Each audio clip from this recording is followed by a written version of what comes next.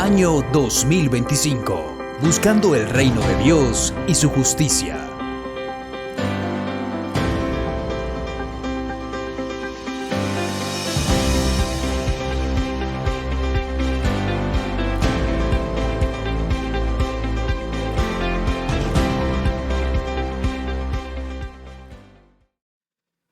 Leamos en el nombre de nuestro Señor Jesucristo. Y todos decimos: Jesús se dirigió entonces a los judíos que habían creído en Él y les dijo: si se mantienen fieles a mis enseñanzas, serán realmente mis discípulos y conocerán la verdad, y la verdad los hará libres. Nosotros somos descendientes de Abraham, le contestaron, y nunca hemos sido esclavos de nadie. ¿Cómo puedes decir que seremos liberados? Ciertamente les aseguro que todo aquel que hace pecado es esclavo del pecado, respondió Jesús. Ahora bien, el esclavo no se queda para siempre en la familia, pero el hijo sí se queda en ella para siempre. Así que si el hijo los libera, serán ustedes verdaderamente libres. Pastor, ¿quieres orar? Vamos a encomendar este tiempo al Señor Todopoderoso, para que cerremos los oídos a cualquier voz que sea distinta a la de Él, pero que abramos nuestros oídos y mostremos disposición para escuchar su voz. Amado Dios y Padre Celestial, gracias. Que ninguna interrupción opaque la predicación de tu palabra. Que si el enemigo tiene dispuestas las interferencias para esta comunicación, ahora mismo se rompan, se anulen, pierdan efectividad, te lo ruego en el nombre de Jesús. Ayuda a tu pueblo, Señor, a escuchar, porque ahí está la base de la obediencia. Si te escuchan, Señor, te obedecerán. Y ayuda al pastor, ya que has determinado que Él nos traiga tu palabra, para que con la eficacia, con la claridad y la transparencia, como Él siempre la expone, nos hable hoy tu mensaje. Lo que nos quieres hablar, bienvenido sea, y lo recibimos. En el nombre de Cristo Jesús, oro a ti, Padre bueno, por el poder del Espíritu Santo. Amén, amén y amén. Amén. Siéntense, por favor. Gracias, pastor.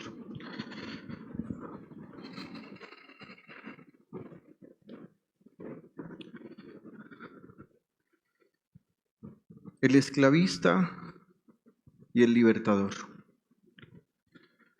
Hemos leído este pasaje y este pasaje tiene unas características en las que si no se presta atención se puede desviar lo que el evangelista estaba tratando de transmitir y lo que sin duda alguna Jesús el Señor quiso transmitir. Hay una enseñanza acá en la que creo que el Espíritu de Dios quiere traer reflexión sobre íntima devoción. Pero no solo sobre íntima devoción, sino sobre toda su iglesia. La Biblia nos va a decir que el Señor va a hablar con algunas personas, pero estas personas no eran parte del público que constantemente estaban atropellándolo, que trataban de ponerle trampas, que tramaban cómo hacerlo caer en una tentación verbal para que él dijera cosas que no eran conforme a la voluntad de Dios. Usted va a encontrar en el Evangelio que hay muchos pasajes donde dice: se le acercó un fariseo y para tentarlo le dijo esto. Se le acercaron los saduceos y para ponerle trampa le dijeron esto otro. Aquí es diferente. El público ha cambiado. Y ese público, el apóstol Juan lo denomina de la siguiente manera, versículo 31. Jesús se dirigió entonces a los judíos que habían creído en él y les dijo, paremos un momentico, ¿con quiénes va a hablar Jesús? Con judíos, mire esto, pero no solo judíos, no lo dejemos solo en judíos, Mire lo más importante, que habían creído en Él. Y ese primer paso que nos dice el evangelista nos hace pensar en muchas cosas.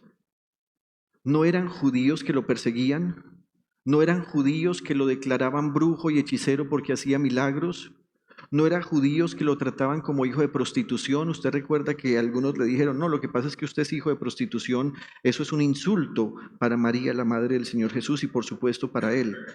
Estas son personas que habían creído en Él. Pero a esas personas que habían creído en Él, ahora el Señor Jesús les va a decir otra cosa. Les va a decir, si se mantienen fieles a mis enseñanzas, serán realmente mis discípulos.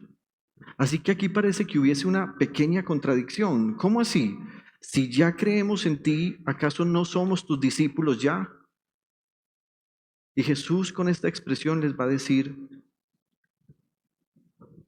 no es un verdadero discípulo solo quien cree en mí. Es como si Jesús dijera, hay que dar 2 pasos. Ustedes ya dieron un paso, ya creen en mí, pero ahora tienen que dar un segundo paso para ser verdaderamente mis discípulos, y es que tienen que mantenerse fieles a mis enseñanzas.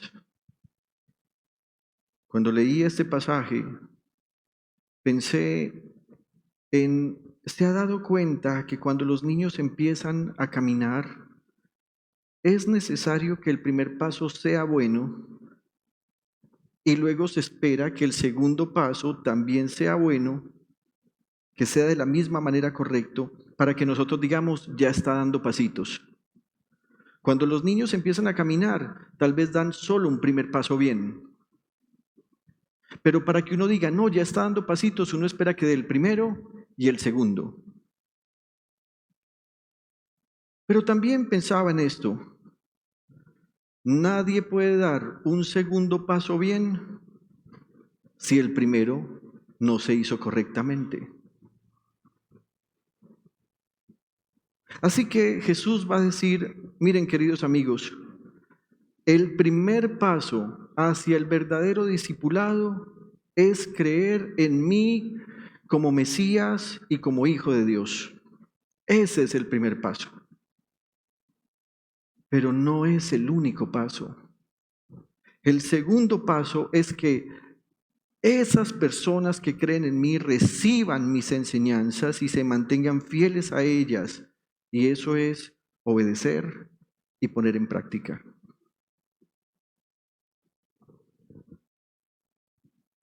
Así que el Señor va a hablar con aquellos que, según Juan, ya dieron el primer paso. ¿Recuerda el versículo 31? Jesús se ha dirigido a aquellos judíos que habían creído en Él. Ese primer paso ya estaba claro. Ellos creían que Él es Dios hecho hombre y por lo tanto que Él es el Hijo de Dios. Ellos saben que Él es el Mesías que había sido prometido y que había venido a salvarlos. Ellos creen eso, pero además creen en Él. Sin embargo, Jesús les va a decir, muy bien amigos, ¿creen en mí? Ahora deben dar el segundo paso. Y ese paso implica una parte muy difícil, y es que deben creer en las enseñanzas de Él y no solo creerlas, sino mantenerse firmes en ellas. Jesús va a decir entonces que esas enseñanzas que Él les ha dado no son solo teoría, que tampoco buscan convertirlos en revolucionarios armados, ni en seguidores políticos que por medio de la demagogia buscarán apoyar una causa o ideología. Él les dirá que esas enseñanzas son la manera como Él nos transmite la realidad de la voluntad de Dios, la realidad del hombre, la causa y los efectos de las decisiones, pero también la razón por la cual ocurre algo. Al pensar en esto, podemos entender lo que pasa con muchos hoy en día. Y quiero que entienda lo que diré en los siguientes minutos. Tal vez usted sea alguien que crea en Jesús, pero tal vez usted es alguien que todavía no se mantiene firme en sus enseñanzas. Tal vez para usted fue fácil entender y aceptar que Jesús es el Hijo de Dios y es el Mesías. Tal vez usted cuando canta con nosotros ha cantado que Dios ha venido y se ha encarnado porque quería salvarnos. Pero tal vez usted es de las personas que piensa que las enseñanzas de Jesús son muy difíciles de entender, muy pesadas de llevar o poner en práctica, o inclusive que las enseñanzas de Jesús son objeto de su interpretación personal. Hoy en día, el número de personas que creen en Jesús ha aumentado. Pero lastimosamente, aunque ese número ha aumentado, no han aumentado los discípulos del Señor, porque aunque creen en Él, no se mantienen fieles a sus enseñanzas. Así que algunos dicen, bien, yo creo en Jesús, pero me gusta el facilismo religioso. Yo sí creo en Jesús, pero prefiero la tradición que, aunque alguien interpretó mal, me es más llamativa. Inclusive, algunos piensan que el sincretismo religioso de esas enseñanzas con el mal y el pecado son válidos. Así que Jesús va a decirle a esas personas que creen en Él, pero que aún no creen en sus enseñanzas porque tienen conceptos personales de que lo que creen es correcto. Y Él va a referirse a ellos ahora como su Señor, porque Él les va a decir, bien, ustedes creen en mí, pero los voy a invitar a dar el siguiente paso y es ser verdaderamente mis discípulos. ¿Cuántos creen aquí en Jesús?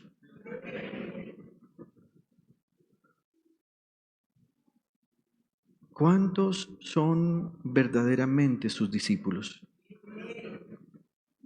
Y me gustaría que no se apresurara a contestar eso, porque tal vez al finalizar esta celebración de culto, usted se va a dar cuenta que, aunque usted dice creer en Jesús, usted no se ha mantenido fiel en sus enseñanzas. El versículo 31, si lo leemos nuevamente y reflexionamos en él, dice: Jesús se dirigió entonces a los judíos que habían creído en él y les dijo: si se mantienen fieles a mis enseñanzas, serán realmente mis discípulos. Imagínese por un momento esto: Jesús llega hoy a este lugar y todos, estoy seguro que no nos quedaríamos en nuestros puestos. Tal vez ni lo dejaríamos entrar por la puerta. Y si lo invitamos a pasar a este lugar, se va a demorar mucho tiempo en llegar porque todos, escúchenme, todos vamos a querer tocarlo, verlo, saludarlo. No considero yo que haya aquí alguien indiferente que si él llegara se quedara completamente quieto. Pero ¿qué pasaría si él se sentara acá a enseñarnos y a recordarnos cada una de sus enseñanzas y luego empezara a decirnos uno por uno: aún no eres verdaderamente mi discípulo? ¿Por qué, Señor?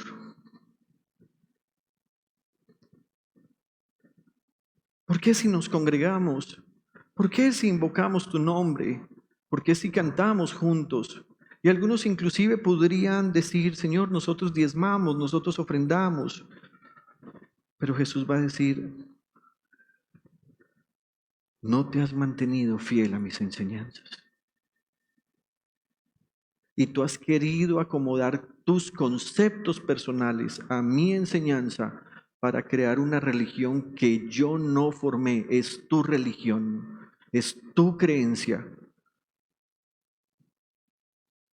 Así que a esas personas y a nosotros, Jesús nos dirá, verso 32, y conocerán la verdad, y la verdad los hará libres. ¿La verdad? ¿Y qué es la verdad?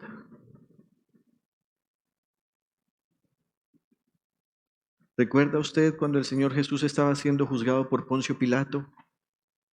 La Biblia nos dice que allí en Juan 18:37, Pilato le dijo a Jesús, ¿así que eres rey? Así que eres rey. Y Jesús le dijo, eres tú quien dice que soy rey. Yo para esto nací, para esto vine al mundo. Mire esto, para dar testimonio de la verdad. La misma verdad que él estaba diciendo en San Juan 8, y conocerán la verdad y la verdad los hará libres. Pero mire Jesús lo que le dice a Pilato, todo el que está de parte de la verdad, escucha mi voz. Así que Jesús está diciendo, la verdad no es el conjunto de incorporaciones que cada uno hace para creer bien. Jesús está diciendo, la verdad es el producto de lo que yo doy testimonio. No hay otra verdad. Usted recuerda que inclusive en San Juan capítulo 14, versículo 6, Jesús dijo, yo soy el camino, la verdad y la vida. Y cuando Jesús hizo esta afirmación, Pilato por un momento se puso alerta. Y mire lo que dice el verso 38. ¿Y qué es la verdad? Es como si estuviera tratando de decir, ¿acaso puede haber alguna verdad? ¿Acaso se puede filosofar acerca de la verdad? ¿Acaso la verdad tiene un concepto? Y extrañamente, ahí termina la conversación y dice, dicho esto, salió otra vez a ver a los judíos y les dijo, yo no encuentro que éste sea culpable de nada. Es decir, Jesús mismo da testimonio de que él es inocente. Esa es la verdad. Pero tal vez si yo les preguntara a ustedes, ¿qué es la verdad? Estoy seguro que ustedes me dirían que la verdad tiene que ver con los hechos que acompañaron a Jesús como Mesías y como Hijo de Dios.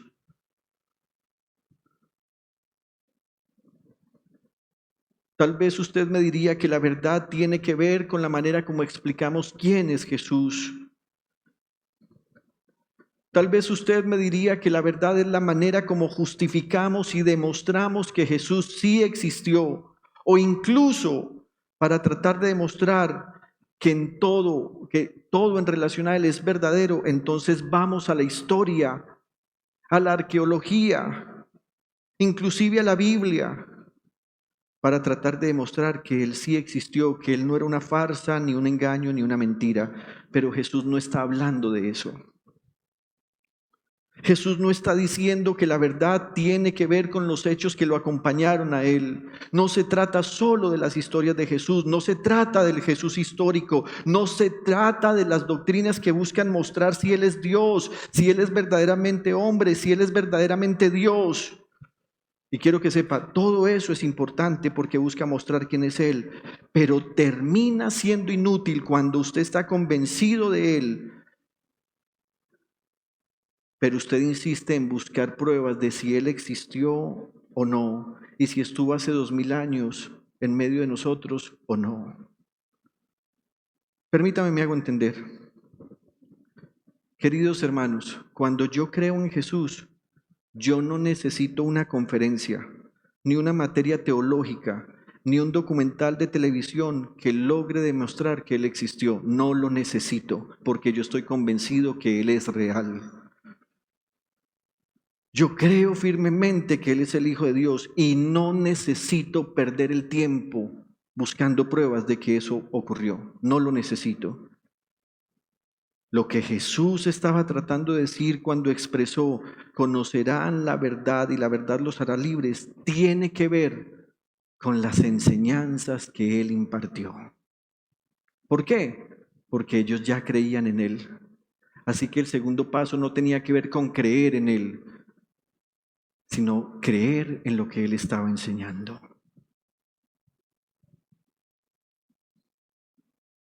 Así que Jesús va a empezar diciéndonos, hay una realidad que ustedes deben entender para que empiecen a aferrarse a mis enseñanzas.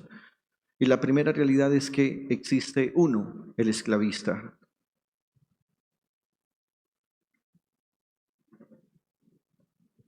Por favor, no pierda de vista esto. Jesús está hablando con personas que creen en Él. Y a pesar de que creen en Él, esas personas están a la vez sujetas y esclavizadas, aunque piensen que no lo son.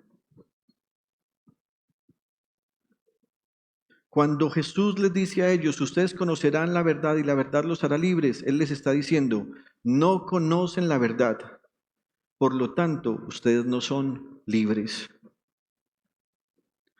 Alguien dirá, tal vez como ellos pensaron, ¿acaso somos esclavos? Y se atrevieron a fingir su libertad y dijeron, nunca hemos sido esclavos de nadie. ¡Qué mentirosos! Desde la época que estuvieron en Egipto, fueron esclavizados. El imperio egipcio los esclavizó. Luego ustedes ven en la historia cómo el imperio asirio los esclavizó y los llevó a países que no eran su país, sobre todo a los del reino del norte. Luego se levantó el imperio neobabilónico y vino y destruyó Jerusalén y Judea y se llevó cautiva a la gente. No podían hacer nada ya más que crecer, hacer negocios, pero no eran libres para retornar a su tierra. Y aún así se atrevieron a decirle a él, nunca hemos sido esclavos de nadie. Y tal vez esta mañana alguien dirá, pero es que el esclavismo hace mucho tiempo desapareció. Otros dirán, yo nunca he sido esclavo de nadie. Los que son afrodescendientes en medio de nosotros dirán, mis antepasados sí llegaron a estos territorios como esclavos, pero gloria a Dios, nosotros no lo somos. Y algunos en este lugar pensarán, soy libre, tengo mis cositas, trabajo para tener lo que deseo, nadie me manda, soy independiente, no tengo que cumplir horarios. Jesús dice, todo eso es fingimiento de la libertad. Así que Él dirá, yo no estoy hablando de eso que ustedes consideran libertad y esclavitud. Les voy a decir de qué estoy hablando. Verso 34. Ciertamente les aseguro que todo aquel que hace pecado es esclavo del pecado, respondió Jesús.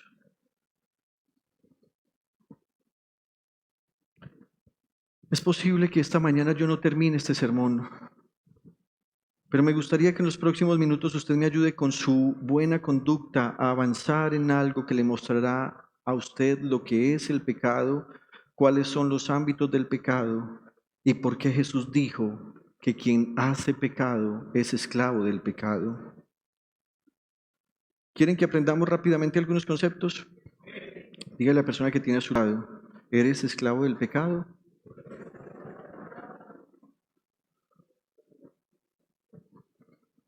Primero, ¿qué es pecado? ¿Alguien podría decirme rápidamente qué es pecado? Todo lo que ofende a Dios. Mateo, las mentiras son pecado. ¿Cómo? Los adultos. El hurto.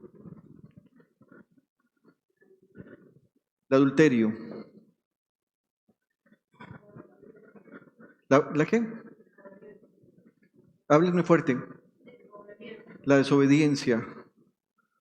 Por acá. La fornicación. ¿Qué ibas a decir? La lascivia. La blasfemia. No, eso no es el pecado.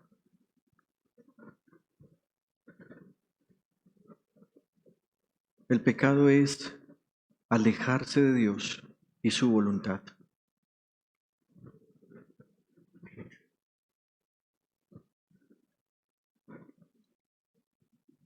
La palabra pecado en hebreo significa tratar de disparar al blanco y errar. ¿Ha visto usted cuando uno juega con unas flechitas para ver quién le pega más cerquita al blanco? Algunas veces salen las flechitas por allá. ¿O qué tal cuando el cazador está apuntando con su escopeta para coger la presa y justo cuando va a disparar lo asustan y ¡puf!, lanzó el tiro para otro lado? Pecar es eso, errar al blanco, pero un concepto con el cual podemos definir pecado es esto, alejarse de Dios y su voluntad. Así que aquí se amplía, porque mire lo interesante, mire todo lo que dijimos, robar, matar, hurtar, adulterar, fornicar, practicar la lascivia, blasfemar. No, hermanos, esas son manifestaciones del pecado, pero pecado es darle la espalda a Dios, alejarse de Él y su voluntad. ¿Cómo se manifiesta el pecado? Es diferente. El pecado se manifiesta cuando se transgrede la ley de Dios. Por supuesto, Dios ha dicho, no haga esto, no haga esto, no haga esto otro. También cuando hay rebelión contra Dios, es que no estoy de acuerdo con Dios, no me gusta lo que dice su palabra. Mire esta, cuando hay falta de conformidad con la voluntad de Dios. Hay personas que no adulteran, no fornican, no mienten, no roban, no hurtan, pero constantemente dicen, yo no estoy de acuerdo con ese texto bíblico. ¿O qué tal esta posición que asumimos cuando oramos y oramos por ese familiar enfermo e inclusive le hemos dicho a Dios las razones por las cuales consideramos que Él debe sanarlo y ese familiar muere? ¿Y qué hacemos nosotros? Nos alejamos de Dios y de su voluntad. Eso es falta de conformidad con la voluntad de Dios.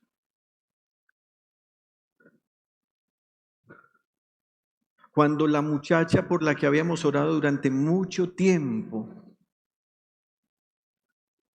terminó fijándose en otra persona y nosotros decimos, pero ¿por qué si yo oraba a Dios? No estar conforme con la voluntad de Dios es una manifestación del pecado. Cuando trato de traer ingredientes, ojo con esto, hermanos, que hemos predicado durante siglos, la inmoralidad sexual es pecado. Vivir en unión matrimonial sin casarse es pecado. Tener relaciones sexuales fuera del matrimonio, ya sea antes, que son fornicación, o fuera del matrimonio, cuando ya se está casado, que es adulterio, es pecado.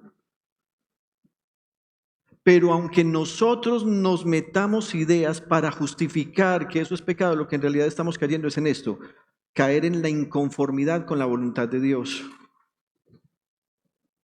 Es que no me he casado porque no tengo dinero. No, usted no se ha casado no porque no tenga dinero, sino porque usted no tiene voluntad para hacerlo y usted quiere ir en contra de la voluntad de Dios. Y por supuesto se manifiesta cuando hay separación de Dios.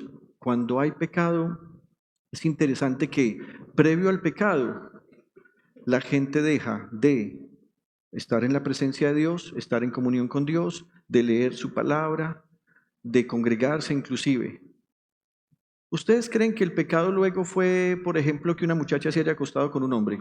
No, esa fue la manifestación del pecado, pero en realidad, ¿cuál era el pecado? Ella hace mucho tiempo se había separado de Dios.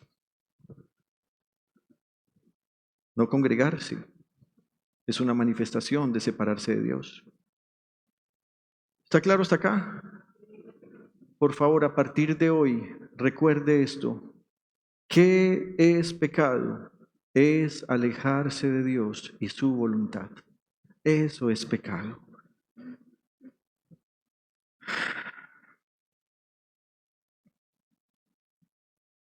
Inclusive hay gente que trata de tomar reglas de Dios para acomodarlas a su propia vida sin estar en Dios. Ejemplo, por el Espíritu Santo, Pablo dice, no se unan en yugo desigual, no hay comunión entre un creyente y un incrédulo.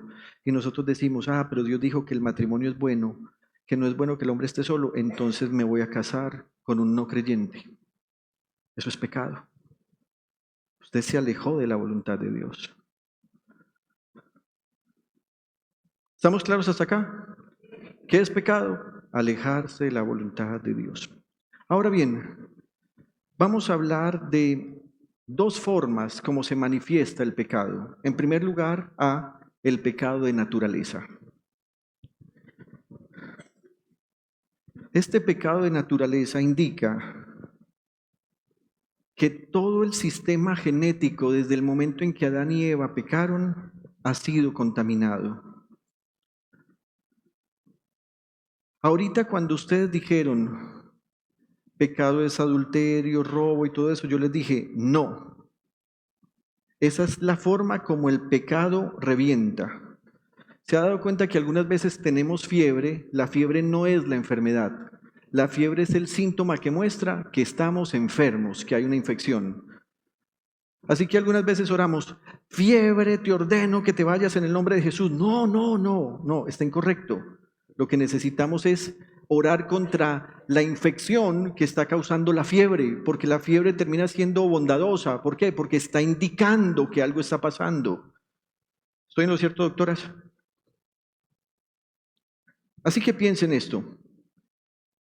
El pecado puede ser entendido como el mal que dañó la semilla que se sembró. La semilla era buena, el terreno era bueno, el agua con que se regó era bueno, pero algo dañó la semilla. Y cuando esa semilla creció, se convirtió en fruto. Pero cuando se convirtió en fruto, de adentro salió un gusano. ¿Alguien sembró el gusano? No. Ningún sembrador dijo, voy a poner la semilla y voy a poner el gusano. Solo puso la semilla, pero en algún momento esa buena semilla recibió la contaminación que dañó no la semilla, sino el fruto. Así como la manzana que tienen en pantalla. ¿De dónde salió el gusano? No lo sabemos. Pero algo falló. Así es el pecado. Así que me hago entender, en este ejemplo el gusano no es el pecado. El gusano es la manifestación de que el pecado entró y dañó la semilla y dañó el fruto. Así que a todas esas cosas que ustedes dijeron, adulterio, robo y todo lo que conocemos, es como el gusano. ¿Quién sembró el adulterio? ¿Quién sembró la semilla de fornicación? ¿Quién sembró la mentira? Dios no la sembró. Él sembró la buena semilla, pero la buena semilla se contaminó con el pecado. Mire lo que dice Pablo a los Romanos en el capítulo 5, verso 12. Por medio de un solo hombre el pecado entró en el mundo, y por medio del pecado entró la muerte. Fue así como la muerte pasó a toda la humanidad, porque todos pecaron. Qué interesante esto. Cuando nacemos, ya nacemos con la muerte incorporada. Y nacemos con la muerte incorporada porque traemos el pecado de naturaleza. Quiero aclarar una cosa. En la religión tradicional, usted escucha que se habla del pecado original. La Iglesia Católica vuelve y se equivoca ahí. No existe el pecado original. Es un nombre incorrecto. ¿Por qué? Porque en realidad Dios no nos hizo así. Así que no es original porque Dios no nos hizo así. La forma correcta de llamarlo es el pecado de naturaleza y se llama así porque viene en nuestra naturaleza desde que nacemos. Desde que nacemos tenemos la tendencia a pecar. Dile a la persona que tienes a tu lado, no seas pecadora, no te duermas. El salmista David reconocía esto y en el Salmo 51, versículo 5 dijo, yo sé que soy malo de nacimiento, pecador me concibió mi madre. Ayer estábamos con mi pequeña hija recordando el momento de su nacimiento, papá, y entonces cuéntame cómo estuve en la barriga de la mamá. Y yo era un bebé que estaba en la barriga de la mamá. Sí, mi amor, estabas en la barriguita de la mamá. Y le mostramos las primeras fotos y le mostramos la primera fotografía. Cuando yo la tuve en mis brazos, hermanos, de todos los abrazos de mi vida, ese ha sido un abrazo inolvidable, tenerla en mis manos. A pesar de la ternura, de la fragilidad, de la delicadeza, desde ese momento yo sabía, tengo a una pequeña pecadorcita en mis manos. A pesar de tanta ternura, de tanta dulzura, de tantas alegrías, es alguien que necesita al Salvador. Tan lindo como se ve inocente. Yo los miro y yo, inocente. Por supuesto que no ha practicado pecado, por supuesto que no ha hecho el pecado, pero el pecado ya está en él. ¿Por qué? Pablo aquí, sin hablar de bioquímica ni de biología, está diciendo, el pecado se transmite, entra una vez en el mundo y luego ese pecado está en toda la naturaleza de los seres humanos y se transmite a medida que la humanidad crece.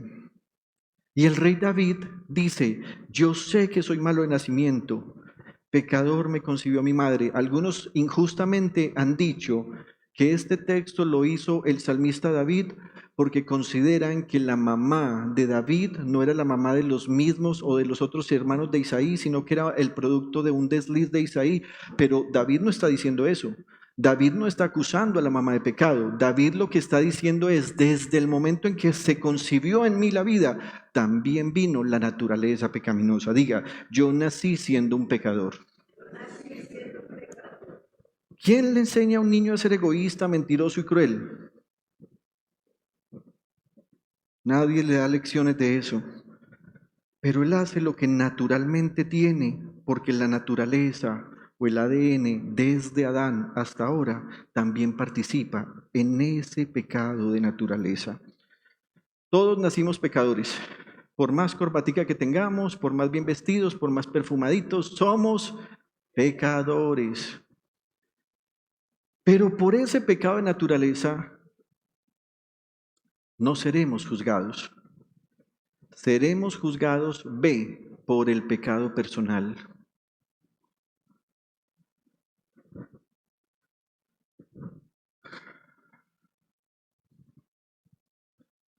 Con regularidad la gente me pregunta, ¿qué va a pasar con los niños cuando Jesús regrese? ¿Los que no se han bautizado en el nombre de Jesús, los que no alcanzaron a ser discipulados, se perderán? No, Jesús dijo, de los niños es el reino de los cielos. Y no se irán ese día en el arrebatamiento solo los niños de los cristianos. Una de las tristezas que tendrá el mundo acá es que, siendo ellos impíos y pecadores, sus hijos también se irán en el arrebatamiento. Eso es lo que comprendo yo de la palabra del Señor. Así que piensen esto. El pecado natural en sí mismo no condena a nadie, pero nuestra tendencia a pecar sí puede llevarnos a esclavizarnos del pecado personal. Cuando yo me entrego al pecado, mis acciones se vuelven personales y por lo tanto soy responsable de ellas. La responsabilidad ahora es mía, no de mis padres y mucho menos de Dios, porque yo elegí entregarme al pecado de manera voluntaria y ahora el pecado que habita en mí es el que actúa para mal y no para el bien. El pecado que habita en mí escoge el mal y no el bien. Mire lo que dice Pablo, capítulo 7, verso 18 de Romanos. Yo sé que en mí, es decir, en mi naturaleza pecaminosa, observe que está hablando del pecado de naturaleza, nada bueno habita. Aunque deseo hacer lo bueno, no soy capaz de hacerlo. ¿Cuántos pueden dar gloria a Dios a este versículo? ¿A cuántos les pasa? ¿Nos pasa o no? Le saca la piedra a uno una persona. Y aunque unos días atrás dijo, no me vuelvo a enojar, voy a estar tranquilo, todo paz, todo súper bien. Cuando a uno se la sacan, se la sacan. Y después que a uno se la saca, uno dice, ¿pero por qué lo hice? ¿Por qué? Porque nada bueno habita en mí. Verso 19, de hecho, no hago el bien que quiero, sino el mal que no quiero. Y si hago lo que no quiero, mire lo que dice Pablo acá, ya no soy yo quien lo hace, sino el pecado que habita en mí. Hermanos, mucho cuidado. Somos cristianos, creemos en Jesús, pero eso no indica que el pecado no habite en nosotros. Podemos controlarlo, podemos sujetarlo, podemos someterlo por el poder de Dios, pero tenemos que ser conscientes de ello. Si nosotros le damos rienda suelta al pecado, el pecado nos va a dominar y por ese pecado personal sí tendremos que dar cuenta a Dios. Así que un hombre es pecador no solo por su naturaleza, un hombre es pecador por lo que hace. Y aunque en el punto anterior dijimos que somos pecadores y eso hace que hagamos lo que hacemos, también es importante decir que lo que hacemos se nos cuenta como pecado. Lo que condena a una persona no es la inclinación al pecado, sino la práctica del pecado. Cada persona responde por su pecado personal. Miren lo que dice en Ezequiel capítulo 18, versículo 20. Todo el que peque merece la muerte, pero ningún hijo cargará con la culpa de su padre, ni ningún padre con la del hijo. Al justo se le pagará con justicia y al malvado se le pagará con maldad. Muchos de nuestros pecados son por actitud. Y con nuestra actitud decimos cosas, es que así me criaron, así me educaron. Y algunos que inclusive van dizque donde el psicólogo para que les determine o les revele por qué actúan así, empiezan a decir, es que estas son mis conductas, porque es que eso fue lo que me transmitieron, así que terminó convirtiéndose en un estándar de vida. Mucho cuidado. Esa es una falsa justificación.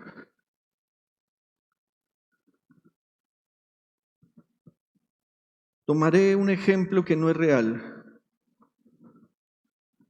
Si mi padre mata, si mi padre roba, si mi padre adultera, aunque el pecado de naturaleza está en mí, eso no significa que yo seré juzgado por sus pecados. Él tendrá que dar cuenta por sus pecados. Y yo tendré que dar cuenta por mis propios pecados. No, es que hay un estándar en la familia. Es que el padre fue borracho, el abuelo fue borracho, el bisabuelo fue borracho, el tatarabuelo fue borracho y todos fueron maltratadores de mujeres. Es que por eso yo me comporto así.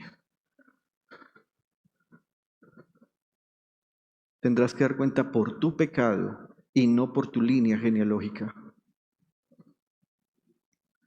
Cada cual tiene que dar cuentas por sus pecados. ¿Cuándo se da cuenta o cuándo habrá que dar cuenta por el pecado de otros? Cuando hay complicidad. Ahí sí. Mucho cuidado, familias de la iglesia, cuando usted decide taparle el pecado a sus hijos o a sus familiares. Por tu sentimentalismo, ay, no le digas a nadie en la iglesia, no le comentes a nadie, qué vergüenza, ¿qué va a decir el pastor? Usted es cómplice. Y por supuesto, usted tendrá que dar cuenta de eso a Dios. En Romanos capítulo 3, versículos 10 y 11, y luego en el 23 dice, así está escrito, no hay un solo justo, ni siquiera uno. No hay nadie que entienda, nadie que busque a Dios. Mire esto, pues todos han pecado y están privados de la gloria de Dios. Entonces ya sabemos, pecado de naturaleza y pecado personal.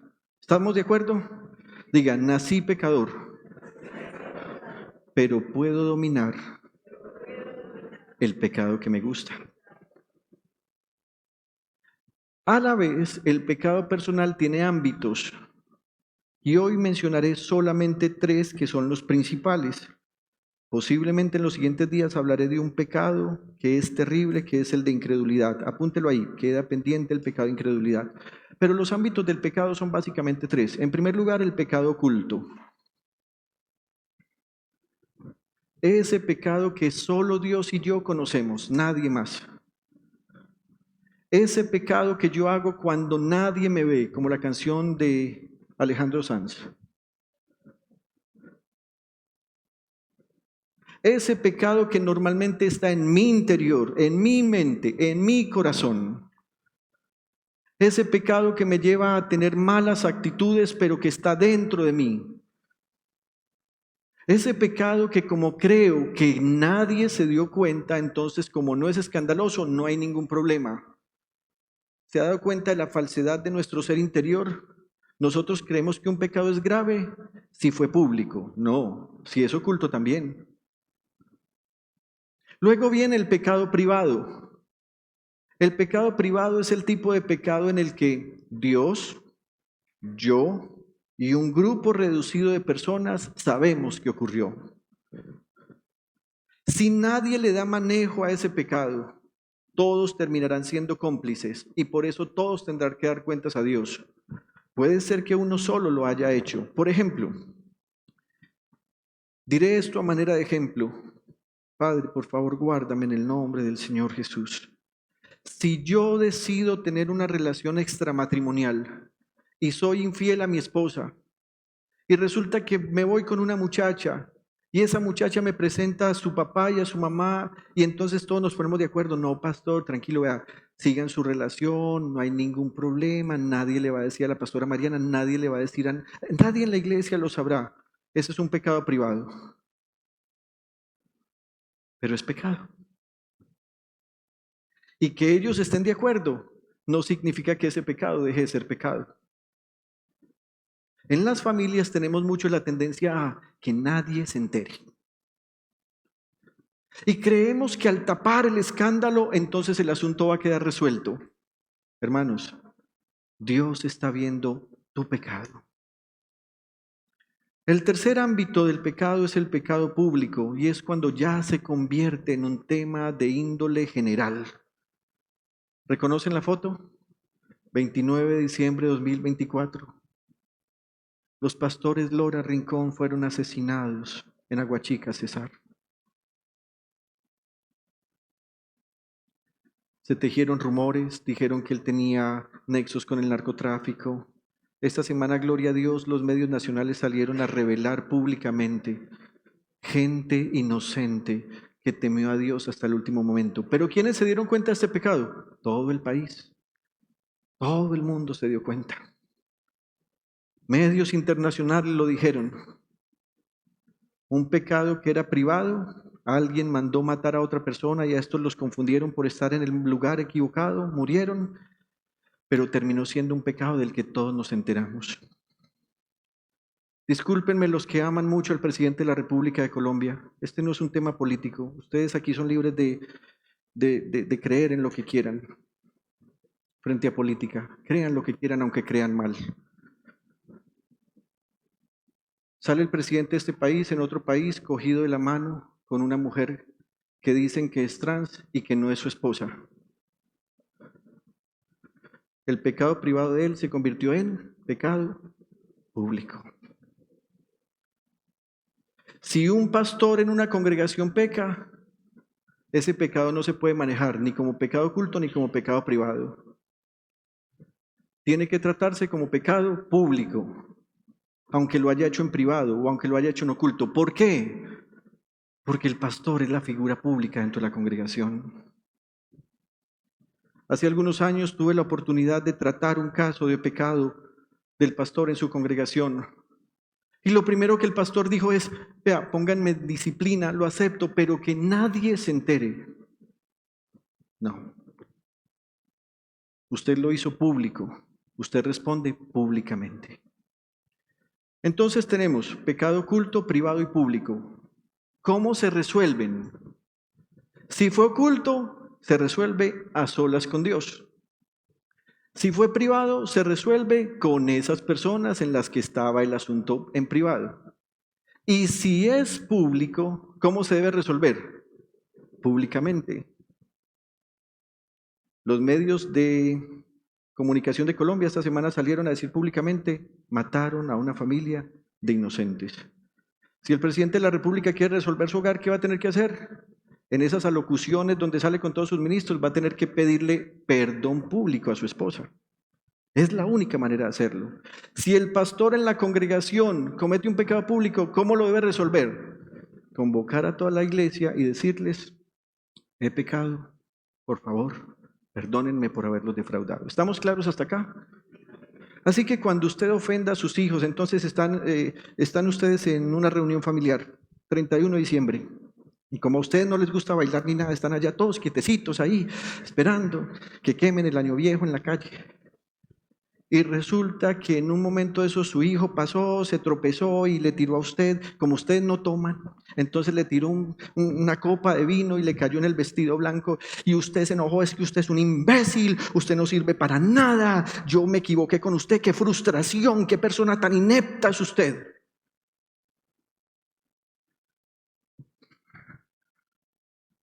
No es válido que esa mamá después vaya y le diga en privado el 1 de enero, mientras el muchacho está todo frustrado en su cama, amor, perdóname, yo no sé qué me pasa, es que te dije unas palabras que yo no siento en mi corazón, yo no sé por qué las dije. No, eso no es verdad, usted las dijo porque las piensa y porque las siente. Pero que usted vaya y le pida perdón ahí no es válido. Usted tiene que ir a pedirle perdón en presencia de todas las personas que estuvieron involucradas en el pecado privado. Si esto que usted vive es un pecado oculto, usted lo resuelve a solas con Dios. Si hay un grupo reducido de personas, usted tiene que resolverlo con ese grupo reducido de personas. Y si es público, tiene que hacerse públicamente. ¿Vamos bien hasta acá? ¿Qué es pecado? Alejarse de Dios y su voluntad. ¿Cómo se manifiesta el pecado? Cuando soy rebelde a la voluntad de Dios, cuando estoy inconforme a la voluntad de Dios, cuando entonces el mal que se sembró en mí me lleva a hacer algo contra la ley de Dios.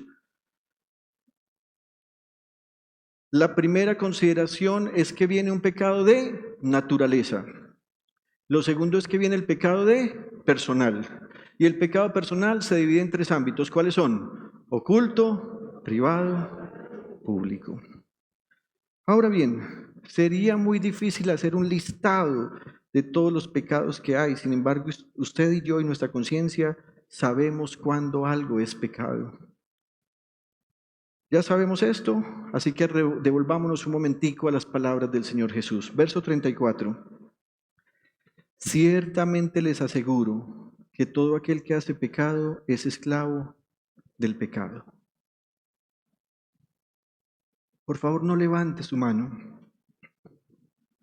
Pero dado lo que hemos hablado del pecado, levante su mano espiritual. No se exponga, no es mi intención.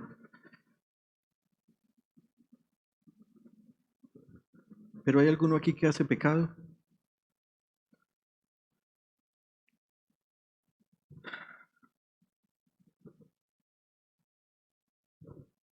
Yo creo que sí.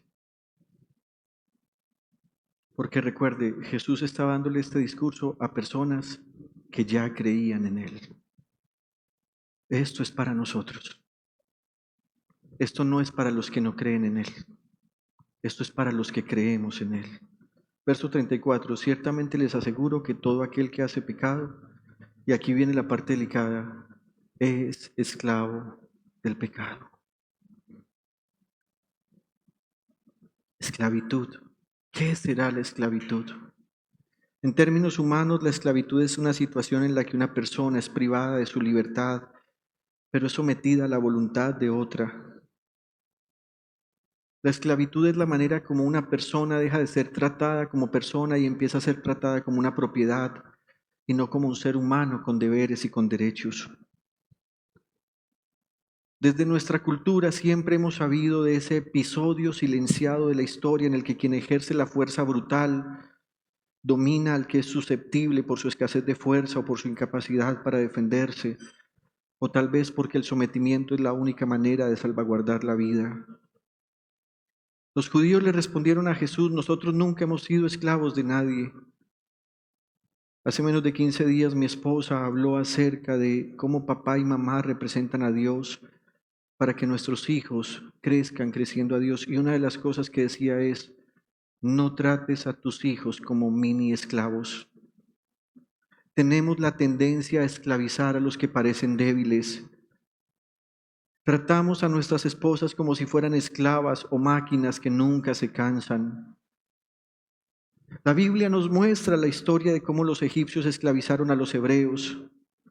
La historia nos muestra cómo el blanco esclavizó al negro y al aborigen, pero también al judío, al cristiano, a la mujer y a los niños. Recuerdo hace algunos años como una periodista de una cadena radial de Colombia, mientras estaba entrevistando a un líder de una confesión religiosa, le decía: pero ¿cómo es posible que ustedes quieran establecer los valores y principios que la humanidad debería seguir o concebir como éticos y morales a la luz de la Biblia, si la Biblia y el Dios de la Biblia instituyeron la esclavitud? Y yo estaba esperando con tantas ansias qué le respondía ese pastor, y creo que en mi interior oraba: dale sabiduría. Sin embargo, ese pastor en esa entrevista se desvió y no pudo responder correctamente. Así que yo quedé con una responsabilidad. ¿Cómo puedo yo responder a una pregunta si algún día alguien me entrevistara y me dijera: ¿cómo pueden ustedes pretender hacer de la Biblia y del Dios de la Biblia el sistema moral y ético de una nación, cuando ese Dios de la Biblia dice que es permitido y que además se debe esclavizar a las personas? Queridos hermanos, me di cuenta que la periodista estaba hablando de oídas y ella citó la Biblia sin conocerla. Pero también me di cuenta que el pastor estaba tan lejos de la Biblia que fue incapaz de responder. La Biblia jamás nos muestra que Dios dijo que la esclavitud era permitida. Dios más bien vio desde el cielo que la esclavitud era una realidad social y Él lo que dio fue leyes que la regularan y leyes que protegieran al esclavo del maltrato y además estableció límites a la duración de la esclavitud. Dios prohibió el secuestro, Dios prohibió el tráfico de personas como esclavos y estableció que los esclavos tenían derecho al descanso, a la alimentación, al vestido, al desarrollo como ser social y algún día llegar al fin o al final de su esclavitud. Hoy tenemos otros modelos de esclavitud. Compras una casa y quedas esclavo 15, 20 o 30 años del banco. Compras un carro y quedas 8 o 10 años esclavo del banco. Alguien te presta dinero para salir de una fugia económica y prácticamente esa persona te trata como su esclavo. El deseo de Dios nunca ha sido la esclavitud, sino que seamos libres de la esclavitud. Comprendo que hoy no tenemos muy clara esta realidad de la esclavitud como se ha vivido en otros momentos de la historia. Y tal vez por eso hemos perdido de vista la gravedad de lo que es ser un esclavo. Pero es por eso también que deberíamos hacer mucho énfasis en las palabras del Señor Jesús, porque hoy tienen mucho eco. Jesús está diciendo, la verdadera esclavitud es el pecado y por eso vine a liberarlos de esa esclavitud del pecado. Verso 34, ciertamente les aseguro que todo aquel que hace pecado es esclavo del pecado. Cuando ves pornografía, tú crees que te está divirtiendo algo. Cuando te masturbas, tú crees que estás hallando placer. Cuando miras a otro hombre que no es tu esposo y te acuestas con él, tú crees que ese es el momento de mayor éxtasis en la vida. Cuando tienes sexo con la mujer a la que no has decidido llevar al altar, aunque dices convivir con ella, estás demostrando que eres un esclavo del pecado. El miércoles pasado el pastor mencionó unos pecados que algunas veces ni se nos pasan por la cabeza, la fanfarronería. Querer demostrar lo que somos, querer demostrar lo que tenemos y querer demostrarlo para que otros se sientan mal y para que crean que estamos por encima. Somos esclavos de la fanfarronería.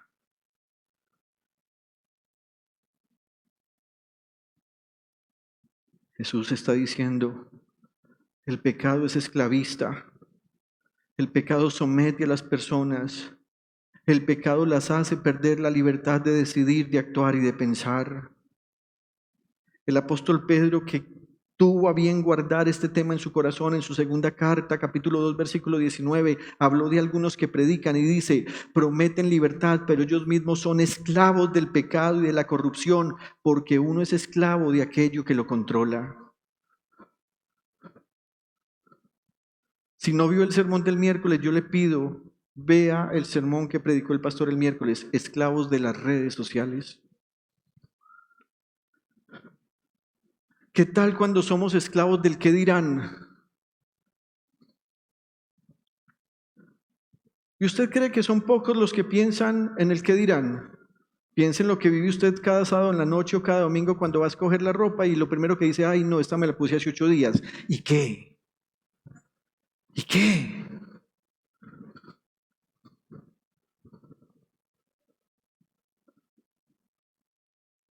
Recuerdo a un hermano que hace muchos años, como antes de la pandemia, me decía, pastor, yo estoy orando a Dios, es que yo te veo tan pobre con tu ropita siempre de blanco y de negro, siempre, pastor. ¿Y qué? Mire este texto, porque uno es esclavo de aquello que lo controla.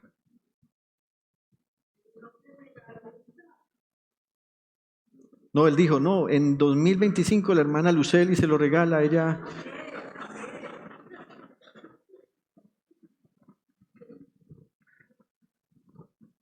Los que me conocen saben que toda la semana estoy de blanco y de negro, y eso me facilita la vida. Hace algunos días empecé a incorporar colores, el rosado me encanta, pero algunas veces veo el rosado y los blancos y yo digo, no, blanco. Bueno, ese es otro tema. Hermanos, cada uno es esclavo de lo que lo controla. ¿Te controla la televisión? Eres esclavo de la televisión. ¿Te controla la sexualidad? Eres esclavo de la sexualidad. ¿Te apasiona un tema y te controla? Eres esclavo de eso. Miremos algunas características del pecado como esclavista. Rápidamente, mire lo que hace el pecado. Somete la voluntad del ser humano. Pablo dijo, no hago lo que quiero, sino lo que no quiero. Impide el desarrollo del carácter. La Biblia dice, el que mucho se enoja es porque le gusta pecar. El pecado como esclavista imposibilita la salud emocional. Muchas personas que están en angustia, aflicción, depresión o inclusive que han sido diagnosticadas con enfermedad mental, lo que en realidad está ocurriendo es que el pecado les ha esclavizado su vida emocional. El pecado degenera el cuerpo y lo mata. ¿Se ha dado cuenta usted cuando las personas han pecado, se demuda el rostro? Usted los ve como colgados, se les cae la cara, les cuelga. Empieza a enfermarse el cuerpo también. Pecados ocultos traen enfermedades. Mucho cáncer, muchas manifestaciones de cáncer son degeneración del cuerpo por rencores. Mucho cálculo en la vesícula. Algunas veces no es solamente los fruticos del tomate, de la mora y de todos estos frutos que nos comemos y que el cuerpo al procesarlos deja ya conectados. Son rencores. Muchas enfermedades de los riñones. Es el dolor que hay en la conciencia, porque todavía hay culpa y vergüenza y porque alguien, inclusive aunque pida perdón a Dios, no ha recibido el perdón de Dios. Voy a parar un momento acá. Una cosa es pedir el perdón de Dios y otra cosa es recibirlo. Hay gente que se queda toda la vida pidiendo cosas por las que ya Dios perdonó, pero no han hecho el ejercicio de recibo tu perdón, Señor. La Biblia dice en una versión muy antigua que la conciencia está conectada a los riñones, y en versiones Reina Valera como la de 1560, inclusive como la de 1208, dice, aún en las noches me hablan mis riñones. Y alguien dirá, ¿mis riñones? Es que riñones y conciencia están conectados en la Biblia como si fueran el mismo órgano. El pecado como esclavista ata el alma y la lleva a la condenación. El pecado como esclavista impide el libre desarrollo de la personalidad. El pecado como esclavista expropia al ser de toda protección espiritual.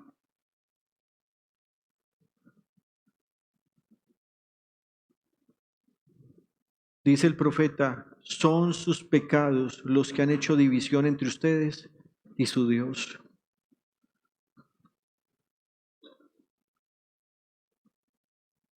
El pecado como esclavista trata al ser como inferior, aunque lo hace sentir como superior. Ayer, mientras hacía una vuelta con mi esposa, creo que fue tal vez el viernes, estábamos haciendo una vuelta y pasamos por un lugar, nos tuvimos que desviar porque la ciudad estaba muy colapsada de tráfico. Y yo le dije, mira, hace muchos años vine a visitar a una muchacha acá. La muchacha estaba viviendo una tremenda depresión. Cuando empecé a hablar con ella, yo fui con otro compañero de ministerio y estábamos allá y la muchacha nos confesó que hace poco se había practicado un aborto.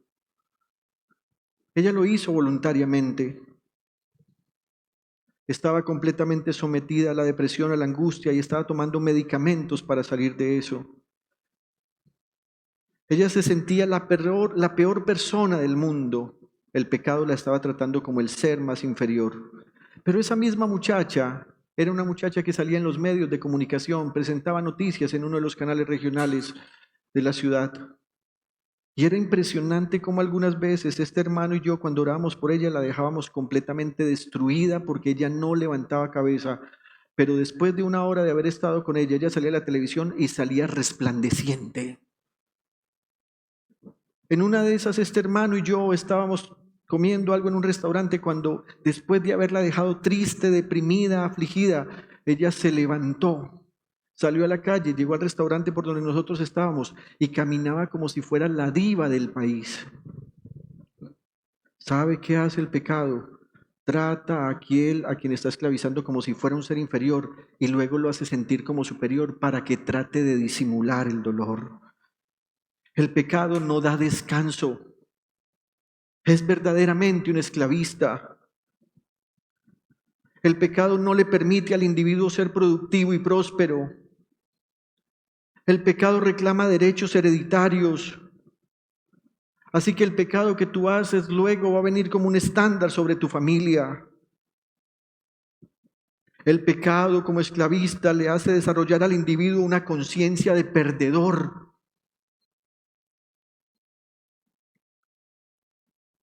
El pecado como esclavista usa a la gente y luego la desecha con enfermedad, violencia, pobreza y muerte.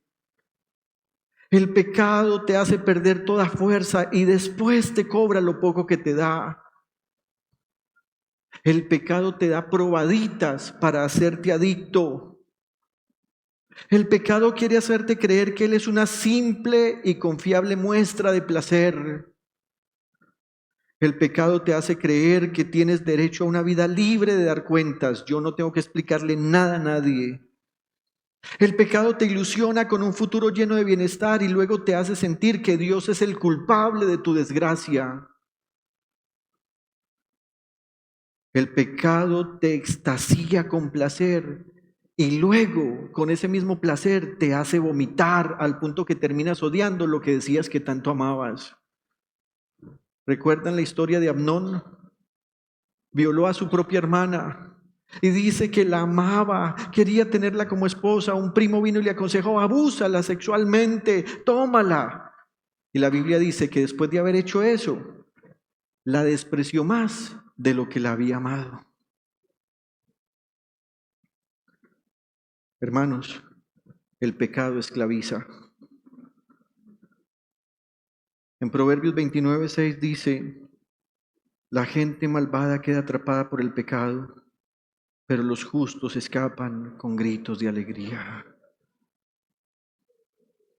Hermanos, todo el que hace pecado es esclavo del pecado.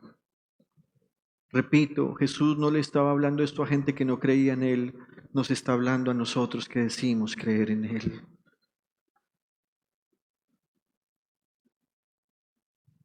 Ya hablamos del esclavista, el pecado. ¿Qué es el pecado? Alejarse de Dios y su voluntad. Hablemos del libertador. Juan 8, 34 y 35. Ciertamente les aseguro, dice Jesús, que todo aquel que hace pecado es esclavo del pecado. Respondió Jesús: ahora bien, el esclavo no se queda para siempre en la familia, pero el hijo sí se queda en ella para siempre.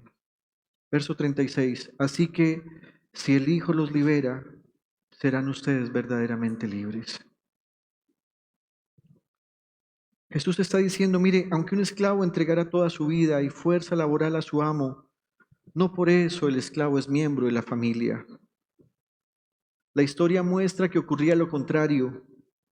Cuando el esclavo era inútil, era echado de la casa e incluso podían llegar a matarlo porque ya no era productivo. Después de su muerte, de la muerte de un esclavo o despedida para que se fuera a morir porque estaba muy enfermo, todo en casa volvía a la normalidad, como si nada hubiera pasado. Así se comportaban los esclavistas con el esclavo. Pero Jesús dice: no pasa así con los hijos. Usted bien sabe que cuando un hijo se va de casa, toda la familia sufre. Cuando un hijo se va de casa, sus padres sienten una tremenda angustia.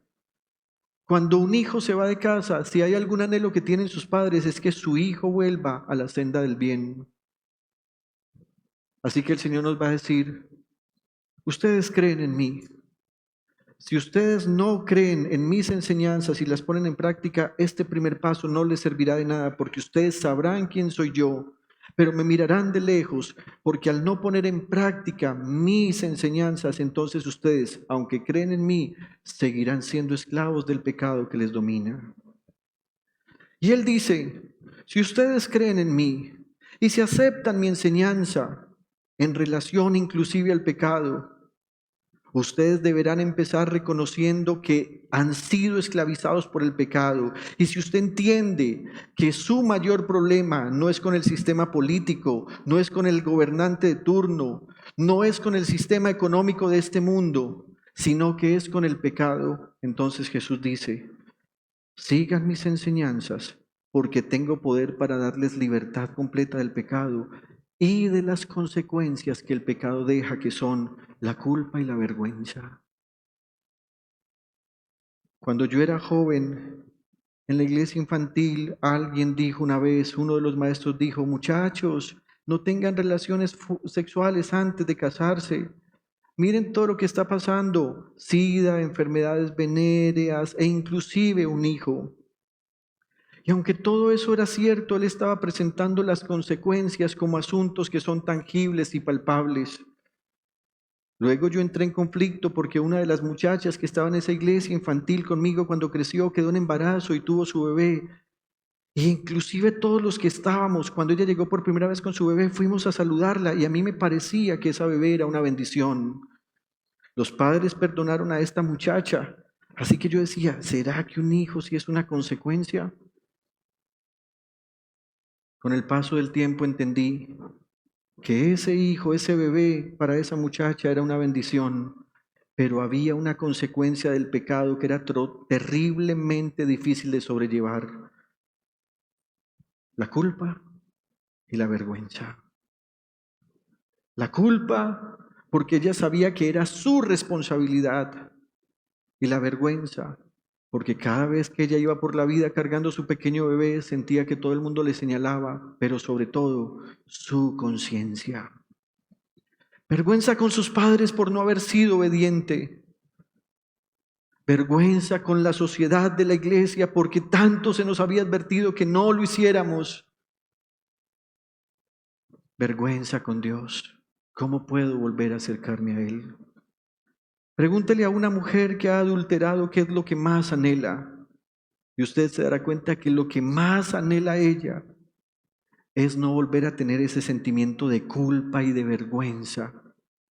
Que aunque sus hijos la vuelvan a abrazar e inclusive su esposo la pueda perdonar, ella siente que no es capaz de inspirar a otros para que vuelvan a confiar en ella. Queridos amigos, puede ser que ustedes sepan quién es Jesús y que se hayan conformado con saberlo, pero les hago algunas preguntas. ¿Es usted un verdadero discípulo? ¿Ha dado usted los pasos que vimos al principio? Primer paso, creer en Jesús. Segundo, mantenerse fieles en sus enseñanzas. ¿Es usted alguien que cree lo que Jesús, o que cree que lo que Jesús enseñó es la verdad que nos da libertad del pecado? ¿Considera usted la inmoralidad sexual un pecado así como el Señor Jesús enseña? ¿Es usted cómplice de los pecados de su familia por causa del sentimiento hacia ellos? ¿Cree usted en Jesús, pero a la vez practica la mentira, el robo, el engaño, las palabras ociosas, el rencor, la burla, la maledicencia, la pornografía, la murmuración, la crítica, la soberbia, el orgullo, la displicencia, la brujería, la hechicería, la homosexualidad, la fanfarronería? ¿Está usted a favor del aborto, el lesbianismo práctico, conceptual, la formación de nuevas familias sin compromiso de matrimonio, la legalización de las drogas, etcétera?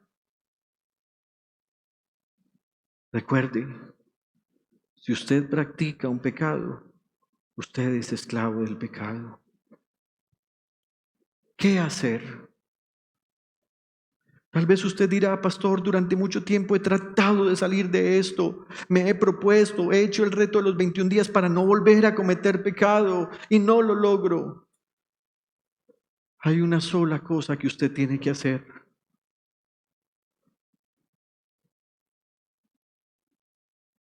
Alinee su vida a la verdad del Señor Jesús, porque la verdad los hará libres. Permítame leer unos textos hermosos acerca de la libertad que podemos tener en Cristo. Gálatas 3:22 dice: pero las Escrituras declaran que todos somos prisioneros del pecado. Así que recibimos la promesa de libertad que Dios hizo únicamente por creer en Jesucristo. Gálatas 4:4-7. Pero cuando se cumplió el tiempo establecido, Dios envió a su Hijo, nacido de una mujer y sujeto a la ley. Dios lo envió para que comprara la libertad de los que éramos esclavos de la ley, a fin de poder adoptarnos como sus propios hijos.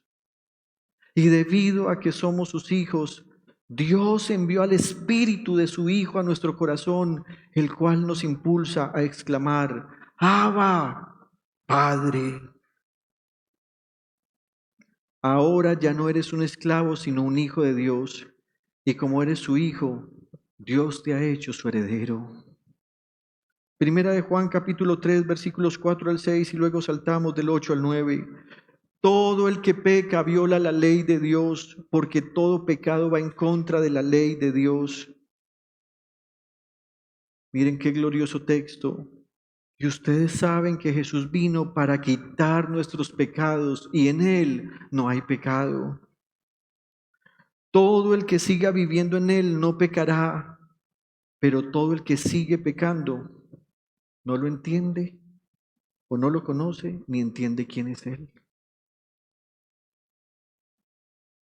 Verso 8. Sin embargo, cuando alguien sigue pecando, demuestra que pertenece al diablo. Yo sí reconozco que yo he pecado, pero yo no voy a abandonar ese pecado ahora. Lo voy a hacer un poco más adelante.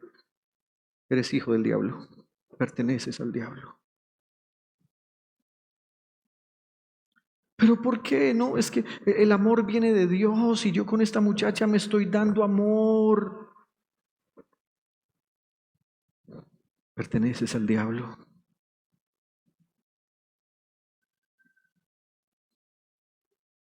Cuando alguien sigue pecando, demuestra que pertenece al diablo, el cual peca desde el principio. Y aunque alguien siga pecando, Juan dice: pero el Hijo de Dios vino para destruir las obras del diablo.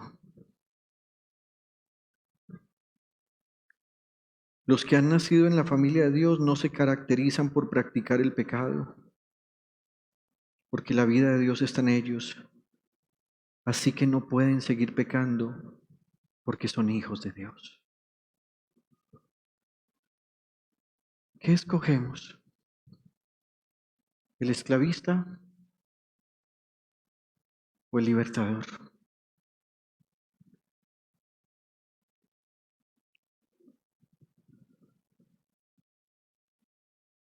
Le sugiero respetuosamente: disfrute la libertad que Jesucristo nos dio. Porque si usted no se deja liberar, Juan ha declarado que el Hijo de Dios vino para destruir las obras del diablo, y eso incluye al pecado y al pecador. Jesús mismo dijo: no teman al que mata el cuerpo, teman al que puede echarlos al infierno. Y no estaba hablando del diablo, porque el diablo no tiene poder para eso. Estaba hablando de él mismo como Hijo de Dios, que tiene poder para destruir la obra del pecado.